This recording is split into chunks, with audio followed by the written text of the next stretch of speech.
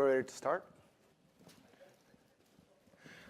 I don't know about you guys, but right about this time, the little child in me is quite excited about what's coming tonight.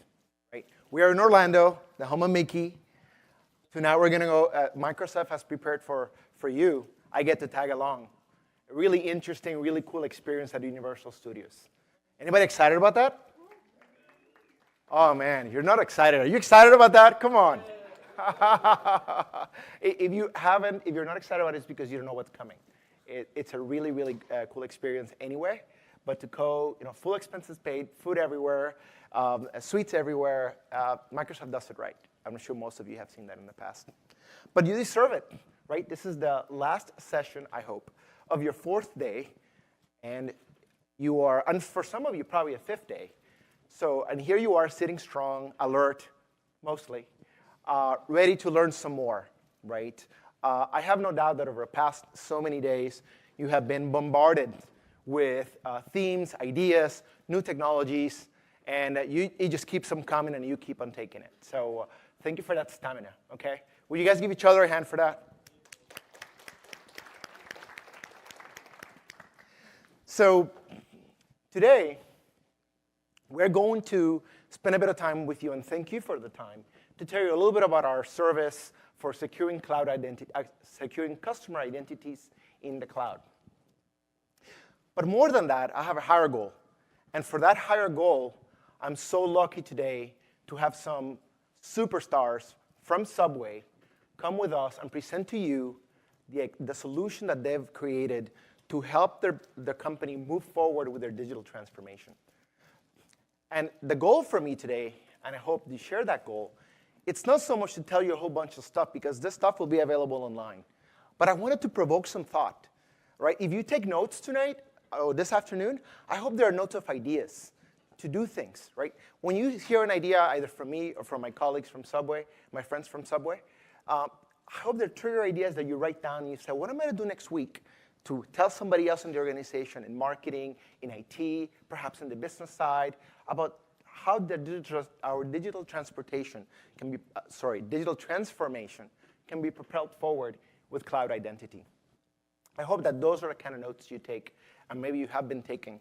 And maybe, as we discussed tonight, a couple things connect between something you heard on Tuesday, something you heard yesterday, and what you hear today, of something that you can help your company propel forward.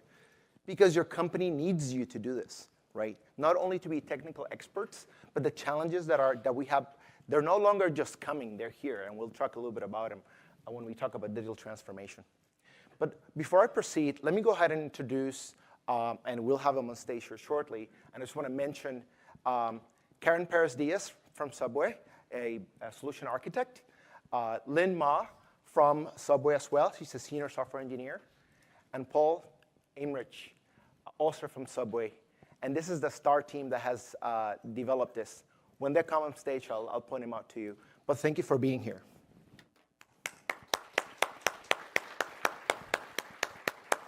And it would be great next year to have a number of you up here talking about your solutions. So let's get started. By now, you probably have heard a few times about digital transformation, the trends that are coming. Let's take a twist on those trends you might have heard already and take a point of view of the consumer-facing and the customer-facing solutions that you are responsible for creating, securing, facilitating in your organizations, right? And how those things affect you, right? Because there's no doubt that preponderance and incredible number of devices your customers expect to be using.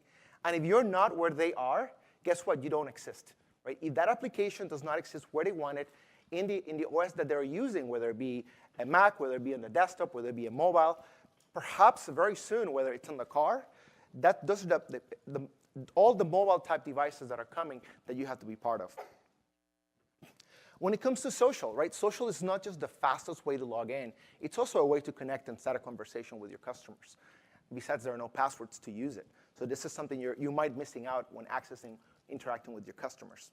And I'll talk a little bit more about that in a second.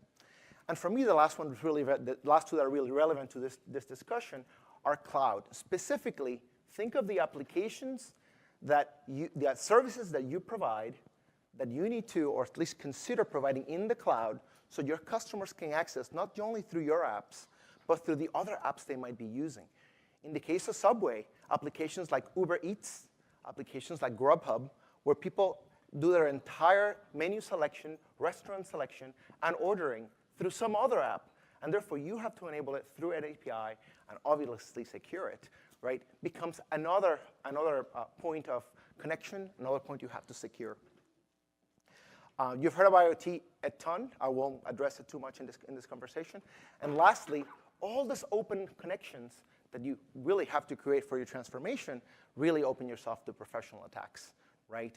It's inevitable, but as much as the bad guys continue to get smart, we get smarter.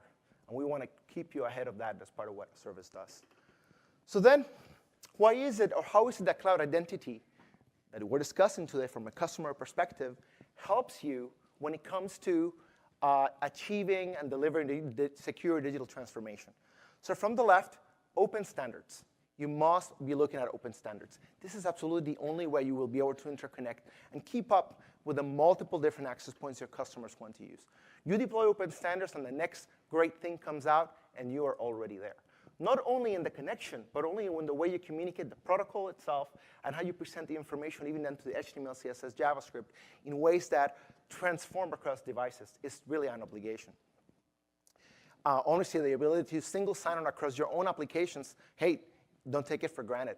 There are many, many, perhaps not you, but your peers, where you have customers in their own applications that still have to sign on and off from applications from the same place. Moving to the right, social IDs, I mentioned it a bit. The two-way dialogue, the absolutely fastest, right, low-hassle way to sign in and register for new experiences. Customers really love it. And think about this. There's so many different social networks. There's probably one or two that are particularly relevant to your service, right? Particularly relevant that make a lot of sense for where you do, say, a home improvement type situation, say a decorating website. If you're not doing Instagram, something's wrong, right? If you consider from a social perspective, if you are offering this for a merchant, right, a merchant that's serving things in e-commerce, you might be thinking about letting them log in with PayPal, for example, right? And last example, sometimes your customers are enterprise customers, and they have accounts in other enterprise systems. So stretch social and say federated, right? Now you want to interconnect to Azure Active Directory directories, Ping, Auth0, Okta, et cetera. Wherever your enterprise customers are, your apps can be, and B2C helps you achieve that. Sorry, our cloud identity in general helps you achieve that. We'll get to our products in a second.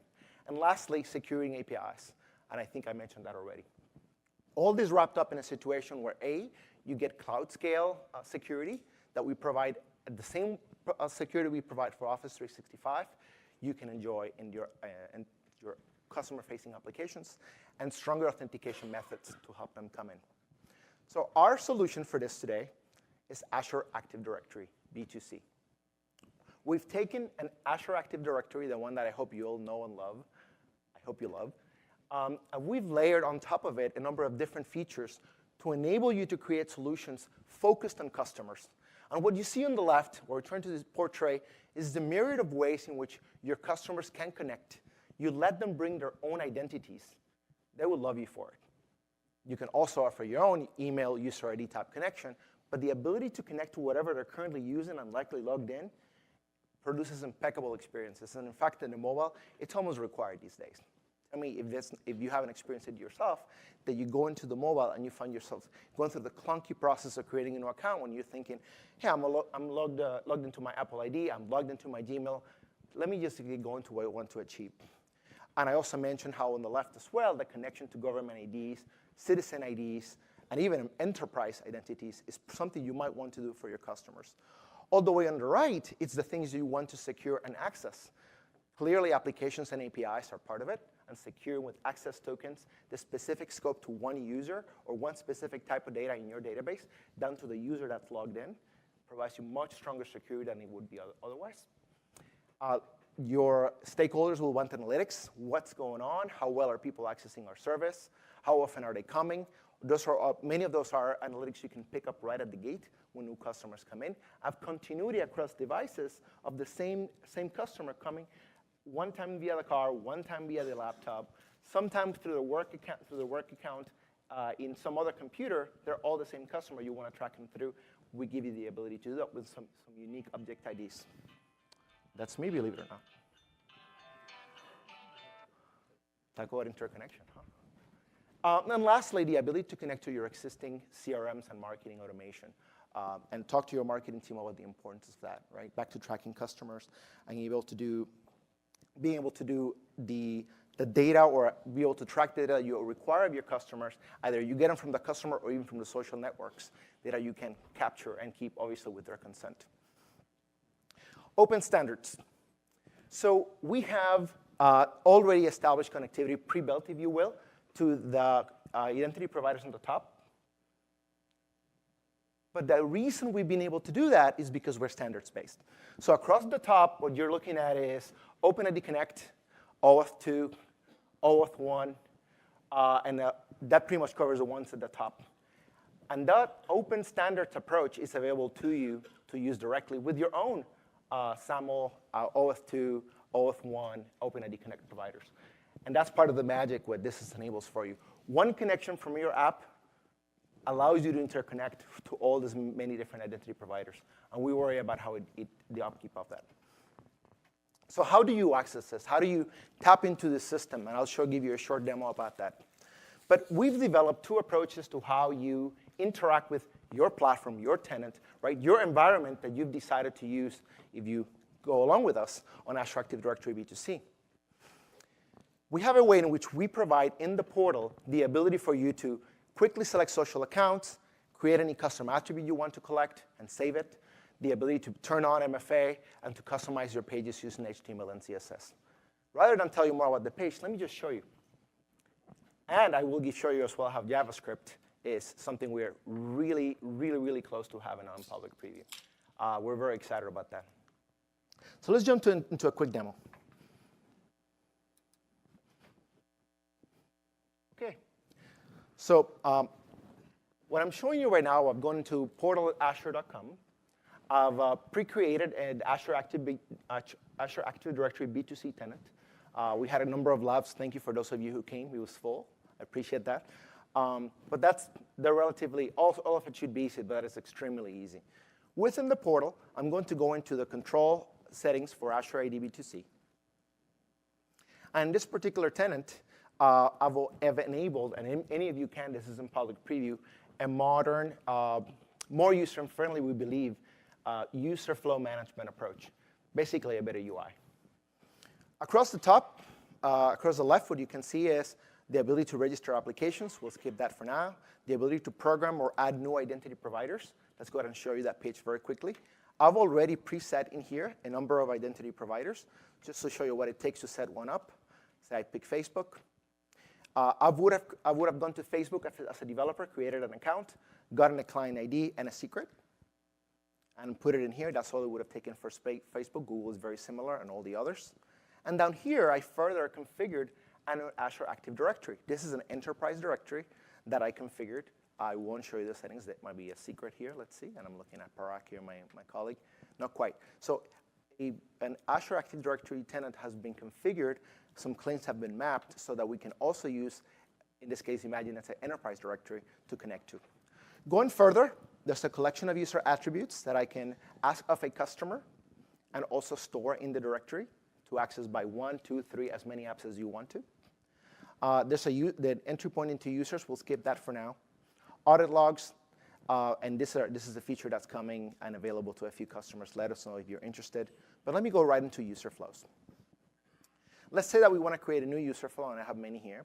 But let's quickly show you how it would take. I want to use some of the new ones that we're currently in preview. Pretty excited the things we can do with them. Let's just make it as simple. Let's call it Ignite. Let's call it Ignite 2. First question. Second question. And by the way, we are creating a specific setting that we call a policy, or we call a user flow. Right? In a normal protocol, when you call an endpoint, you don't usually indicate anything else. But in our version of, what we've added to the protocol, rather, our version, is the ability to indicate specifically which set of settings, right, you want to use in a particular call. And I'm going to select to use Google, Facebook. Let's see, I want to try email sign up, Azure AD. What else? Let's start with that. Multi-factor authentication, I'll keep it up for now. And I will say that I want to draw, say, for example, let me see what I can ask for a city of the customer. And I want to, let's see what the full list here. I'm going to ask the customer who signs up for the first time what their city is. And I'm going to pass that to the application. And I'm also going to collect email address. And I'm going to pass all the email addresses to the application. And there are many other choices, and I can certainly add new ones as well. We'll skip that for now. Great. So I hit create. And as soon as this is done, I have a live endpoint in the cloud that I'm able to provide to my app developers or perhaps use myself to effect logins. Let's do a really quick view. I'm inside. As you can tell here, I'm in the settings that are particular to this particular policy. I'm going to do a run user flow. I will select the application I want to use. What I'm doing in the run now, I'm simulating, right? I'm simulating for the purpose of development and testing. I'm simulating that an application is going to call my endpoint and initiate a sequence. So I'll go ahead and select this application. I'll select this particular domain that I want to use in this call, and I'll just run it. This is the stock experience, and I'll show you very quickly how we can improve very rapidly. And then Paul will show you what he has achieved with it. Quite remarkable. This gives the user a number of choices. So let's see what happens if I choose to log in with Azure AD. Right? I am redirected to an Azure AD tenant, and I'm about to go through a process of discovery and go ahead and accept and sign into an Azure AD tenant. We'll skip that for now. I would rather show you a different flow. And let me go ahead and run it one more time. Let's choose just a second. Yeah, let's go ahead and choose Google for sign in. And what happened just now is that I had an established session with Google. So it grabbed the session. And it only asked me now what city I want to put in, because that's what I selected. The email address is pre-selected because it grabbed it from Google. And I hit continue. A new account is being created in my tenant that's linked directly to that Google account. And this token, this cryptic information to us, but really it's a signed amount of information, comes back to the application. And I'm simulating that here to show you how indeed the source of the identity, the email came back, the city, because I asked for it. And this is the specific user flow that I used in this particular trip. Let's do some quick changes so you can see what is possible very quickly. And specifically, I'm going to go to page layouts. I'm still in the same policy. I'm going to go to page layouts. And I'm not very impressed by that blue city landscape on the left. I can do a little bit better, actually, quite quickly. And what I have already preloaded up in my server in the cloud is some amount of HTML, CSS content that looks like this. This particular page that I have here, I'm going to use it as content into my my specific tenant, so that becomes a source of content. And let me just grab it from here rather. It's absolutely the same thing. And I'm going to say yes, I want to use a custom page for my sign in, and I'm going to populate it here. Yes. And that's about it. What B2C will do is it's going to blend the information that's in that HTML, CSS page together with the content that I've asked B2C to provide to create one page. Saved it. As soon as it's ready, I'm going to go ahead and run it. OK, that's complete. And again, I'm still in the same user flow. I'm going to run the user flow. And I'll select the same application I've been using for my testing. Any of you can use WMS.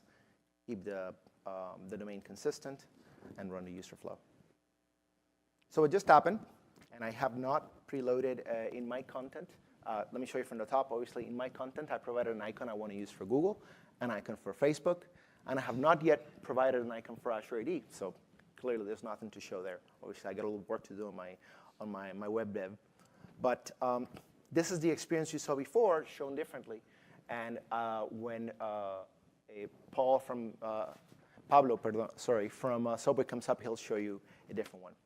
Let me quickly take you through some different options that we recently made available, and we are making available over the next month or so. If I go back to properties, I am able to enable JavaScript I am able to also down here, and this is what we are calling progressive profiling, enable a new ability to do H-gating. Why would you need this? Those of you who have obligations with GDPR, and that is a compliance regulation applying to Europe at this point, and any company that does business there has an obligation to make sure they're not doing business with minors without the parental consent. So let's see that. You go ahead and save this. Now, the ability that we provided here is the ability for you to establish mandatory information that you want from your users. Either when they first sign up or in the future, they have to provide that information. So in this particular turner, I turned on the H-gating. They have some choices I can choose, such as blocking minors. And when by blocking minor, what do? Do I send the information back to the app or not? And one last time, let's just run this and see what happens. So I'm going to, again, select the application. I'm going to select the consistent URL, and I'll do a run user flow. I'm going to go ahead and choose Google like I did before. This time, the system has detected that this user has not previously been asked this question, so it's time to ask the user some questions. And I've selected it that if they do not answer the questions, or the answers are not the answers I'm looking for, I can block this user. And that's what's usually required when the combination of a country and residence and the date of birth of that user, it requires that they have parental consent. So this is how we've implemented that. You have it available to your applications. It takes a bit of work to do it by yourself, so now it's part of the system. And second, you can use it in the future with your marketing team, et cetera, if on future visits of your customers, it is time to ask them additional information, perhaps refresh their phone number. Hey, we haven't seen you in a while. Is this still your correct address? These are things you now can incorporate. Again, remember how I said there are many devices you can access to log in? No matter which device, assuming obviously they can display this particular page, then you can now interject in that flow and ask for more information, either in an optional or mandatory basis. So with that, I hope you have a little bit of an idea, and let me switch back here to the presentation, a little bit of an idea of what is possible, and I would love for you guys to try it, right? Pick up a pet project, do it for your own site, a friend's site. It really, really is that simple to get started and get a flavor for it. So the next time somebody asks a question about it, you're not only informed, but you can incorporate it in some of the design projects you might be working on. Now, there's another richer way to interact with our system.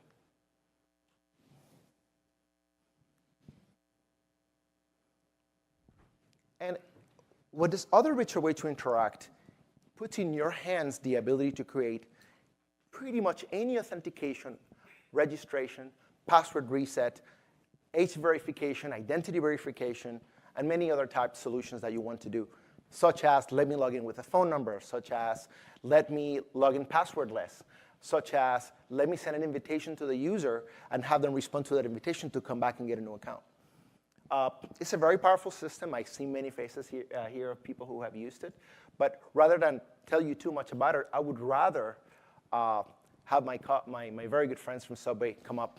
So Karen, Lynn, and Pablo, would you guys come up? And I would love to show you what we're up to.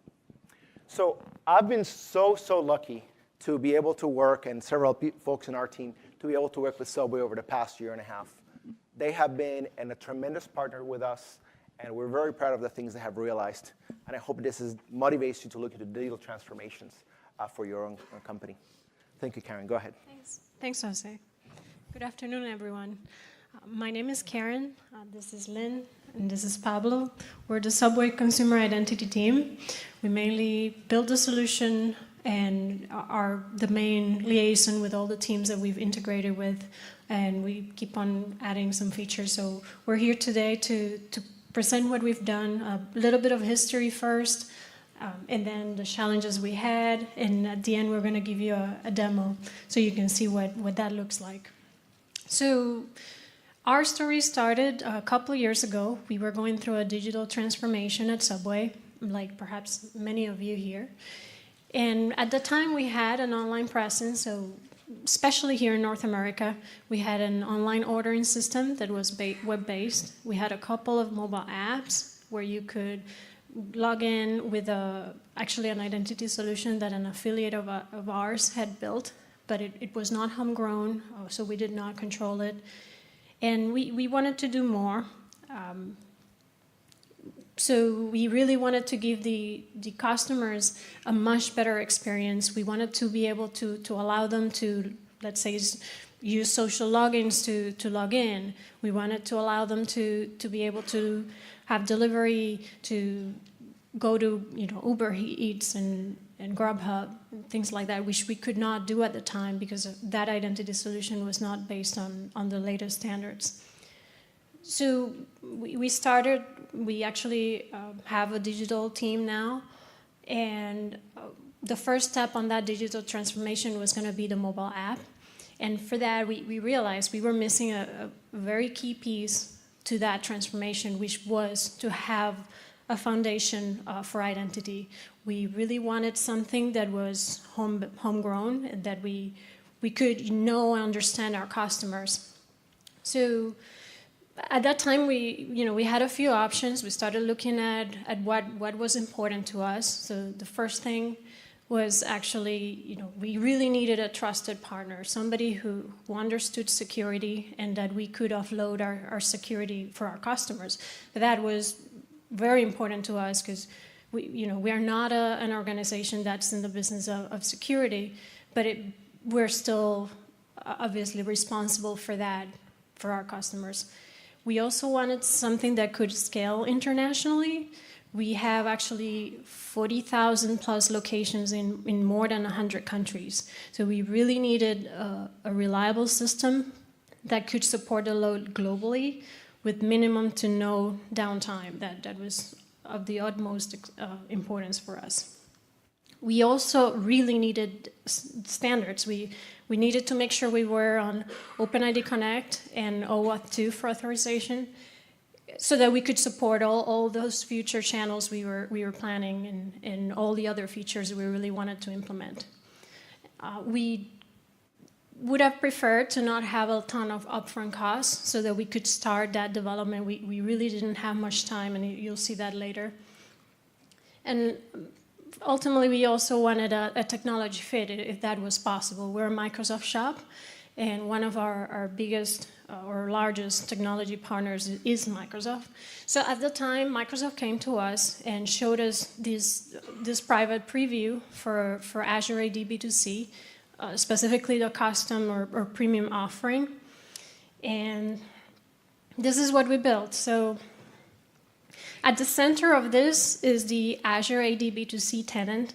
That's where our identity lives. We have a few core attributes. One of them is, username, password, object ID, which is the main identifier for B2C. But we also had a ton of external IDs. We needed to make sure that those existing users we already had, which were millions and millions, were migrated, but we also didn't want them to have to actually reset their password. We didn't want to reset their passwords for all of these million people. We wanted them to be able to just seamlessly log in to the system. We also were building, or other teams were building the digital side of it, which, as you can see, that's the customer MDM. That's our master data management system. And we also had to then build many different APIs to kind of bridge that gap between the core identity and the extended profile, which allows to, let's say, run promotions and store opt-ins and many other things to keep all those digital features that we needed. And as you can see, we have the existing online ordering system, My Subway Card, the new mobile app that the digital team was implementing. And also we had Subway.com, which is our main consumer-facing website that unfortunately at the time did not have an identity component. So all that had to be integrated with the new identity solution, obviously.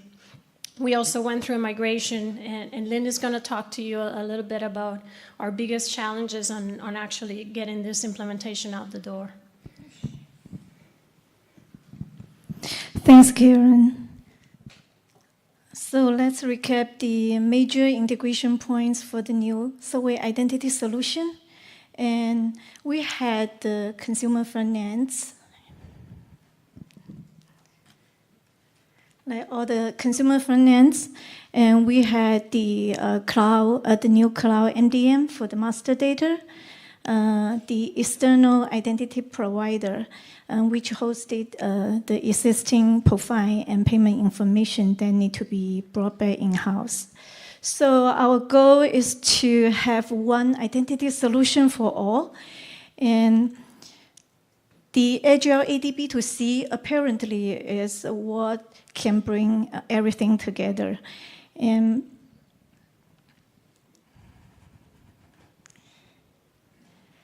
next, we'll get into details to show you how we enable the Subway identity platform for the single sign-on for North America and integrate with Azure AD B2C, and what were our challenges and how we resolve those issues.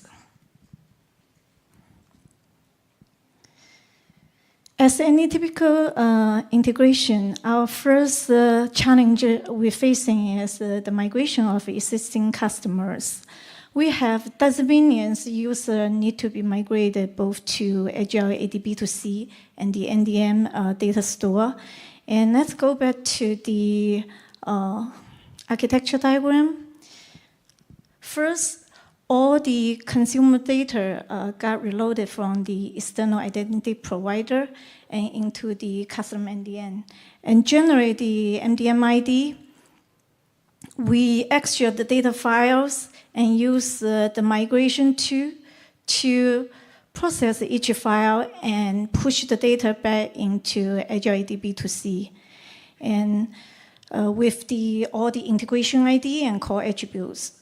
Once the B2C integration was done, and the Azure ID will be synced back to the MDM to complete the whole migration. Another issue we're facing is how to sync back the existing user password back to the B2C. Due to the compliance, any of the data file for transfer cannot contain the password information. And in our case, only the identity provider had the ownership for the credentials. Although Azure B2C has provided a feature to force user reset their password on first sign-in, this is not in line with our Subway business criteria. So we came up with the solution to have external API call to check the user credential with the existing identity provider. If we pass the validation, and the password will be synced back to B2C on the fly, which was seamless to the user. Next comes the challenge of integrating the consumer-facing app. In order to have one identity solution, we have to align the identity standard and implement across the board. We had to deal with a good number of stakeholders' interests and make sure everybody's on the page.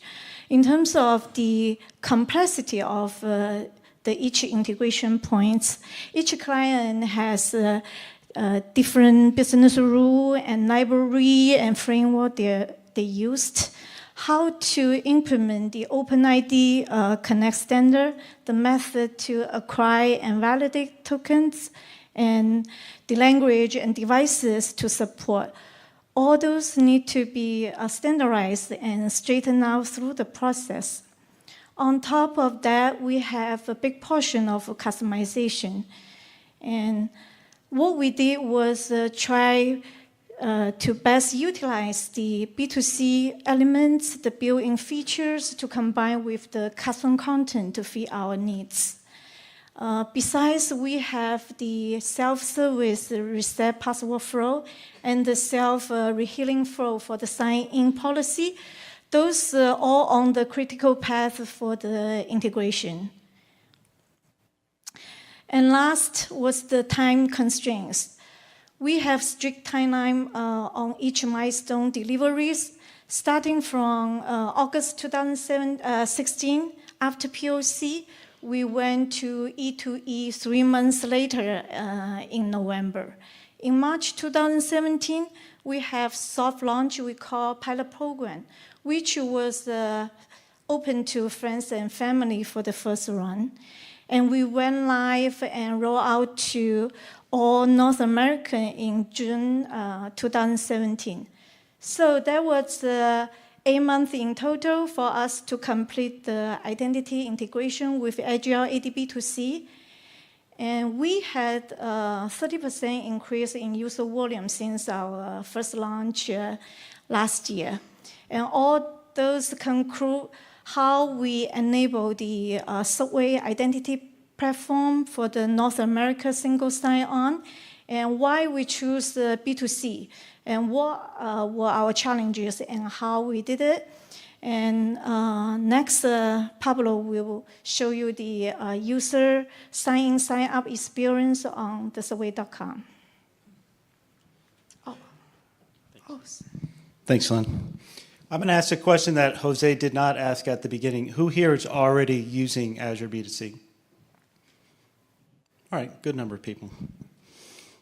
So bear with me a second while I switch to the browser.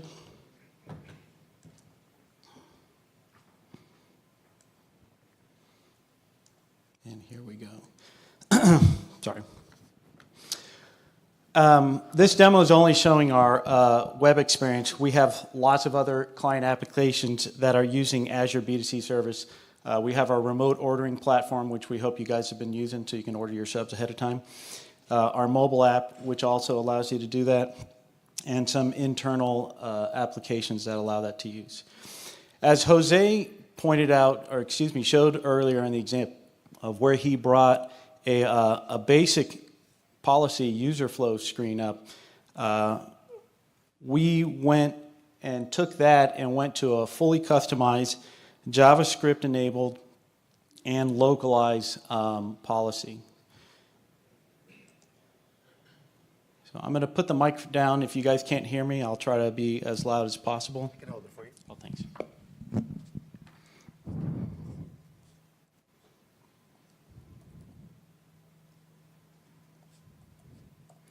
So one of the things I want to point out while I'm logging in here, this isn't just login to simply into the tenant. This is also talking to all those external APIs that Lynn and Karen were pointing out in our architecture. Note also that his URL is entirely customized as ID. Right. I was going to point that out. We've had, so our customers always feel like they're still in the Subway properties.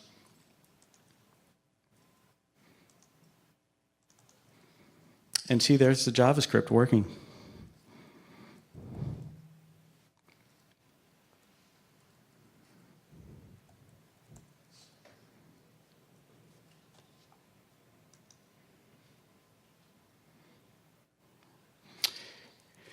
So right now, in that unbelievably blazing and exciting demo you just saw there, what happened was, in the back end, all those user flows, we went and talked to the tenant. We made it through to the tenant. The tenant checked to see if we, as Lynn was pointing out, were we a user already in existence? If we were, we wanted to see if our password had been migrated. If it hadn't, that would have been handled automatically. We also went in and got our profile and the loyalty information. Subway has launched a new loyalty program. I highly encourage everybody to sign up. And it's a token-based. You get a certain number of tokens. You get free money coming right into your account that you can use anyway. What I want to show right now is I'm about to switch to our dashboard. And our dashboard is another server inside our domain. And so now we're going to have single sign-on going right over to the dashboard. Normally in the past, because of fragmentation of all our properties, they would have had to sign in again, and that really just, in this day and age, is not a good user experience. So I come in, I can see all my information. The user can do the reset password flow, which is also provided by Microsoft. So I'm going to switch back up. I'm going to show you guys our sign-up experience. Just for time, just describe the elements you had to work on the page without completing it. Oh, yeah, so all these elements here have been customized. We're using Bootstrap and JavaScript to enforce in our newer page some of the drop-downs. So we are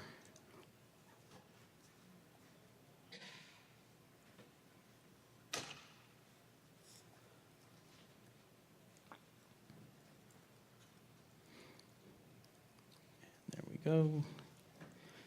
Password, of course, is I love subs. It's a corporate requirement. Yes, we were.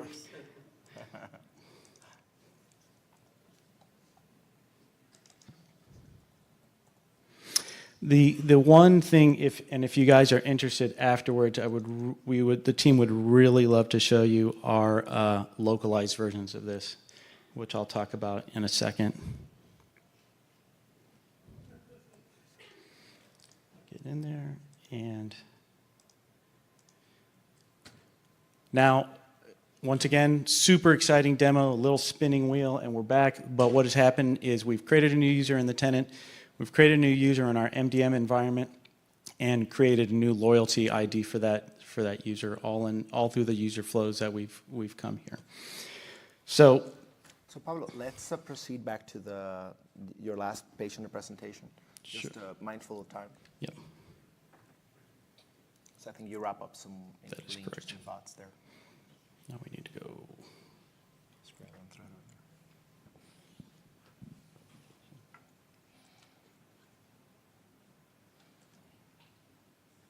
So let's go slideshow, present.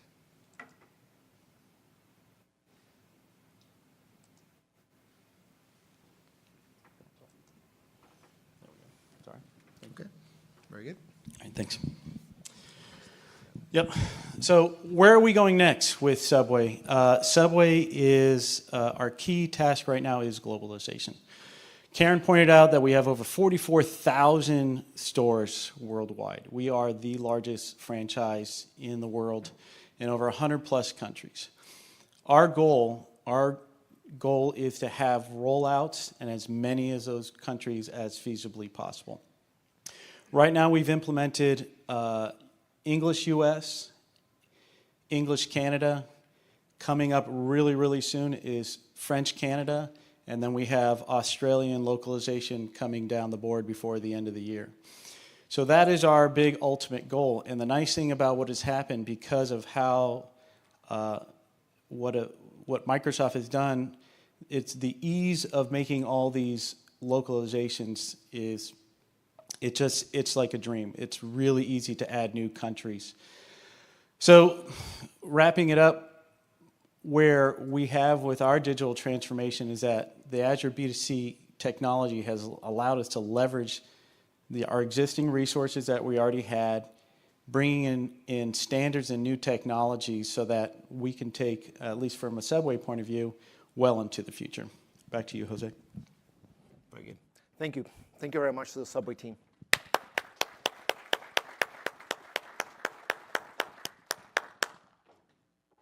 I really enjoyed that. Thank you very much. So we're just about out of time, but I want to point out a couple things for you to either ask us questions or take a look in the deck. Remember the things that I identified, the qualities, the values that I identified that you can take advantage of. So in green, we identified the elements of value that they're currently getting out of the platform across the left and right. The little clock points out things that they either plan to do, they're now able to do as their business proceeds, as the transformation continues. So a lot of love, a great big leap forward that they have achieved with this work. I have a couple slides here of how our mechanics work, and I'll just leave them there, but I want to close with this particular slide where we point out some of the amazing things we have coming out really within the next, we're talking within the next 2 to 3 months, right? The team has been really hard at work creating some new features that many of you have asked, and maybe quite some of you are even in this room looking for. So these are all things that we have either currently in public preview, private preview, And you can write to us at aadb2cpreview@microsoft.com if you want to enjoy some of this private preview features. aadb2c preview. We have a number of tremendous resources. The team has worked very hard to provide a ton of new information. If there's a page you want to take a picture of, this is the one, right? URLs for training resources, videos, Stack Overflow, tremendous experts. Many of you here in the crowd are now answering questions and helping each other with our service. The demos that we have there, very robust demos, lots of different scenarios, full source code provided. We hope that they're helpful for you to get going. And with that, I hope we triggered some ideas. We wanted to go deeply in a solution. And thank you for Karen, Pablo, and for Lynn to do that for us. I hope you enjoyed it. And let us know how we did. Thank you.